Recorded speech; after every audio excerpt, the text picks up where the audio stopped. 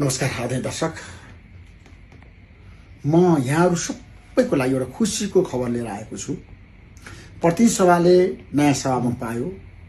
DP अर्यालजी राम्रो मान्छे, असल मान्छे, क्षमता भएको मान्छे र उहाँले अब प्रतिनिधि सभालाई तटस्थ निष्पक्ष रूपमा हाँक्न सक्नुहुन्छ, मलाई विश्वास छ।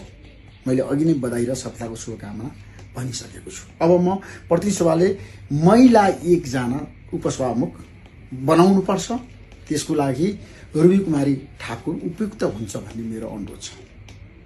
मधेसमा महिलाहरू धेरै पिछडिएका छन्, धेरै समस्या छ मधेसमा महिलाको। मधेसमा महिला हिंसा भइराखेको छ, दाइजो प्रथा पनि मधेसमै छ, महिलाहरूमाथि आक्रमण पनि मधेसमै हुने गरेको छ। त्यसैले सर्वसंस्कृत पार्टीको सांसद रुबी कुमारी ठाकुरलाई उपसभामुख बनाउनको लागि सबै पोलिटिकल पार्टी तयार हुनुपर्छ। म राष्ट्रिय स्वतन्त्र पार्टीका सभापति रविलाल सिंहलाई भन्न चाहन्छु, प्रधानमन्त्री बालन शाहलाई भन्न चाहन्छु, उहाँलाई उपसभामुख बनाऊ, सर्वसम्मतबाट बनाऊ। सबै पोलिटिकल पार्टीले साथ दिनुपर्छ।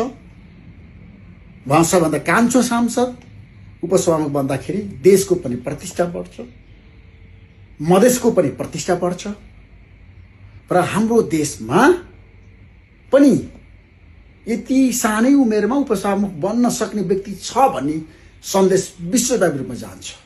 त्यसैले म सबैलाई भन्न चाहन्छु, प्रधानमन्त्रीलाई, राष्ट्रिय स्वतन्त्र पार्टीको सभापतिलाई र विभिन्न दलका नेताहरूलाई भन्न चाहन्छु, यसमा पनि तपाईहरूले सर्वसम्मत रूपमा उहाँलाई अगाडि बढाउँ। यो आजको आवश्यकता पनि हो र यो देशको हितमा पनि छ र आज समयको माग पनि हो। यसलाई सबैले आत्मसात गरौँ। नमस्कार।